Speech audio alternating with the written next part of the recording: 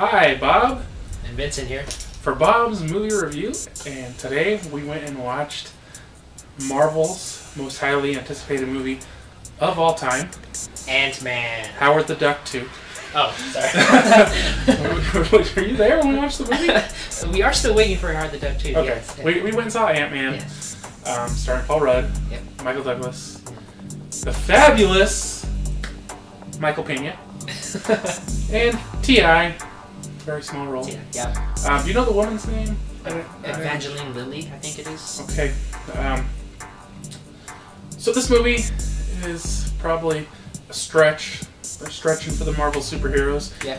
Because all the real superheroes are busy. I did like in this one they did kind of have at least references to the other superheroes. If you remember back when we talked about Captain America: The Winter Soldier, I was like, well, what's Iron Man doing? What's the Hulk doing? At least in this one, they kind of referenced them. So yeah. they weren't left completely out. They referenced the Marvel Cinematic Universe. It basically gave a good reason for why they were not in the movie, why they couldn't call on them. So. Yeah, I don't know about good. Well, give a reason. It's at least a reason. Okay, so this movie starts out with Paul Rudd fighting in prison, because he's obviously a super badass fighter. But he loses. He's not winning. Yeah. So, turns out he stole... What did he call it? It's not a robbery, it's a... Burglared, because he didn't threaten anybody. Yeah. Very, very specific. Because out of revenge. And that, I thought, was kind of one thing where they went wrong already in the movie, because they make it out like he's like this super bad guy, and they're like, oh, every time he gets in trouble, he just resorts back to crime. When you've already established he committed one crime of stealing money from people who had stolen the money from somebody else, and gives it back to the people they stole it from. It's kind of like Robin Hood. I'm not sure that really sets up a life of crime. Yeah. Per se. I think it would have been more compelling if he was just straight up stealing. Yeah. Because it already shows some good in him already. I think it would have been a bigger turnaround if he were just to be completely bad out. So he gets out of prison. Yeah. And he's getting back with his old cellmate, which I thought if you were paroled, you weren't allowed to hang out with other felons. And they're all living together. Michael Pena. Mm-hmm. In my honest opinion, this movie needed more Michael Pena. He was hilarious. Yeah. He was the comic relief. He was so funny. The guys behind us, they thought everything was funny. Yeah, they're laughing their heads off. But Michael Pena was pretty funny. Yeah. Also, I don't think T.I. lives with them, but he's there like all the time. T.I. the rapper. He doesn't do much, doesn't say much. He's got a pretty small part in this one. Yeah. And another guy, I don't know who he was. I don't remember his first name. So, he's trying to turn his life around, just got out of prison, gets hired at Baskin-Robbins. Yeah. And then they find out he's an ex-felon. And they fire him. And again, he's trying to get back with his daughter. And the mom and the fiance, right? Yeah. They're such dicks, major dicks. They really are. I didn't like them very much. They got a nice house, nice clothes. They look like they're doing all right, and they're like, "You're not seeing your daughter till you catch up on child support." Yeah. What? And again, they're trying to establish that he's such a bad guy. They don't want his negative influence on their daughter. But again, he committed one crime. Yeah. And not to diminish that he committed the crime. No. But they're acting like he's a lifelong criminal. Like he murdered someone. Honestly. Yeah. And all he wants to do is see his daughter. And they're like... On her birthday. Yeah. By the way. They didn't invite him to her birthday party. Yeah. After he got out of prison. Yeah. Probably hasn't seen her much in a few years. And they're like, you can't just show up here whenever you want. Like, what? It's his daughter. He brought her this present, and that's all he wanted to do was see her. And they're just like, you catch up on your child support. And then he's like doing the math, and he's like, okay, I can catch up with the child support in 377 days. But based off what? He has no job. Yeah. It's like, well, if I sell blood every day, hair, 377 days, I'll be caught up. So then, why don't you take it a little? Michael Pena tells him that a friend of a friend told him about this job that this old man has a safe, and apparently there's something valuable inside that safe. Turns out that safe belongs to Michael Douglas, the original. You later find out is the original Antman, Kingpin. So he goes inside the safe and he finds the Antman suit, and he puts it on. And he takes it home. Yeah, he takes it home. He thinks it's a motorcycle. Yeah, he thinks it's like a motorcycle. It's pretty funny. And he puts it on, and he notices these buttons on there. He's not sure what they do. He presses them, and he shrinks down for the first time. By the way, this would be a good time to talk about the special effects. I thought they were pretty good. They were excellent. The only problem I had in the whole movie was the helicopter. It looked really cheesy. Yeah. Like when it took off, it looked just like the helicopter in Genesis. Like so cheesy. But I think they were running out of money, so they're just like, yeah. we used it all on that, man. So. Now here's a question though. For yeah. you. Michael Douglas supposedly lets him break in, and no, I know the answer to that question. Yeah. I was gonna say why was he watching him, but he was watching him from the first robbery. After that point, Okay, keep going. So he takes it home. He's now an ant-sized man. Yeah, he's now an ant-sized man.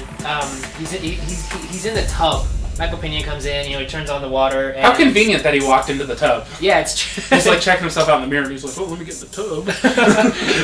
What? He turns on the water, and then the water basically just rushes Paul Rudd into the sewer system. No. And doesn't it? He flies off the top. Oh yeah. And let me just say, this is the most forceful water in a tub ever, because it shoots him all the way to the back of the tub and then all the way up and over, and he hasn't even put a plug in the drain.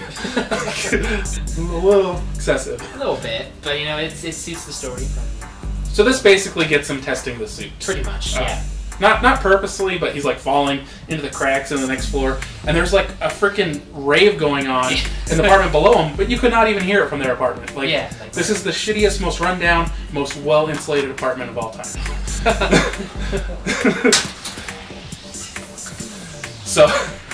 So then basically he tries to return the suit, and Michael Douglas's daughter calls the police on him because she doesn't think they need him. Michael Douglas thinks they do. So basically, from there till almost the end of the movie is like an hour of training. Yeah, pretty much.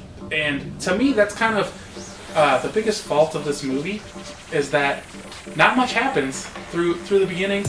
They're kind of training and talking, and it's not a lot of action, almost none. The villain really doesn't even come in till the end, at all. There's like a corporation, but is that really a villain? Come on. Not really. And they do have. Can we say who the cameo is? Do you think that's okay? Or? Yeah, I think we can. It was. I always want to say Hawkeye, but it's Falcon. Falcon, yeah, Falcon's in the movie for a little bit. He's supposed to be getting some, and there was no explanation. They just go over it so fast. Yeah. Something that Michael Douglas had invented, and it's supposed to be an old Stark warehouse, right? Yeah. And it ends up being like an Avengers base or something. Yeah, something like that. And they leave it behind to Falcon to protect. Yeah. If he has nothing better to do, he just protects that. And somehow he actually sees him the size of an ant. I know he had those goggles or whatever, but still he's like, oh, there he is. I see you, not, oh, it's probably an ant. And that was a good fight. I liked that. It was pretty enjoyable. Yeah. It was pretty funny. But that's like the only action, really, until the bad guy really gets in there, yeah. Until the main villain, who is Yellow Jacket. And I have to say, I've told Bob this before. My problem with Marvel movies are mainly the villains. They really elaborate on the heroes, and the villains are just pretty blah for me. Yeah.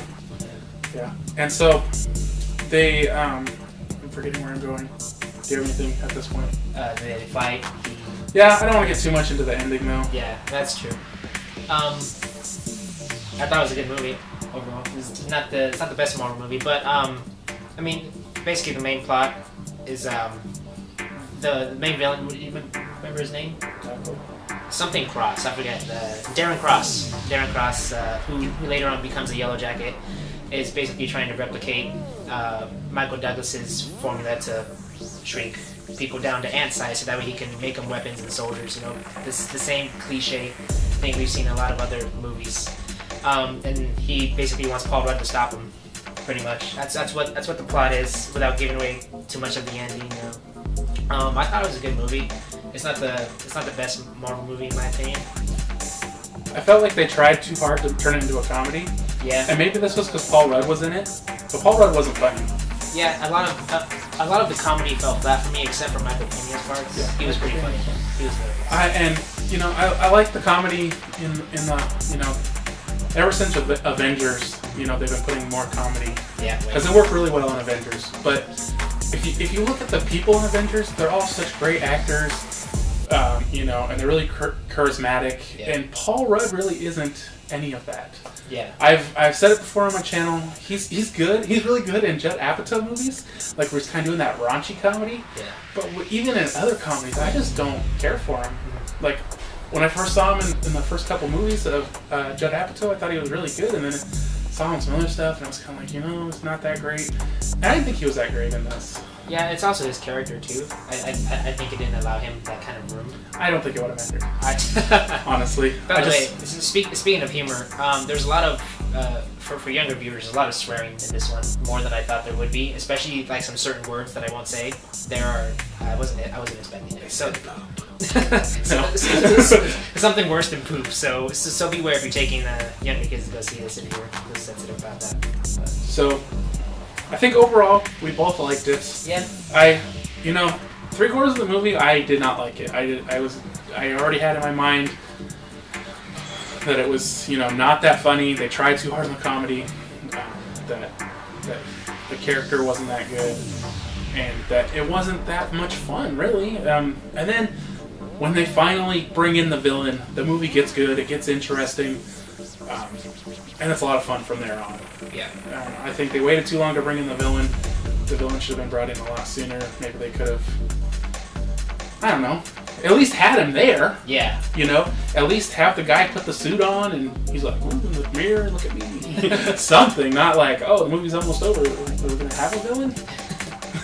And then he wasn't even in it that long. So, I don't know, maybe this is the origin story. Maybe. That's supposed to come in 2 sequels from now, though. Yeah, it's supposed to be because then a sequel and then a prequel. Yeah. So man, we're just they're messing up the formula. Yeah. There is 2 post-credit scenes. Yeah. There's like one right away, and then you wait for like 3 hours. Then there's another one, and then they say Antman will return.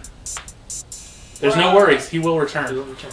They don't care. He's coming back, and they do hint at some of the plots, I think, of upcoming movies. Yeah.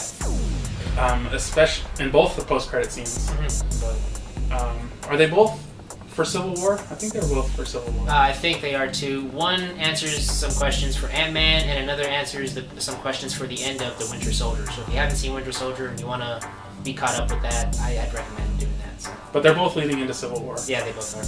So, is Ant-Man going to be in Civil War, you think? Have you heard? I think he will. They've signed contracts already, and he's basically part of the cinematic universe, so yeah. But have you heard?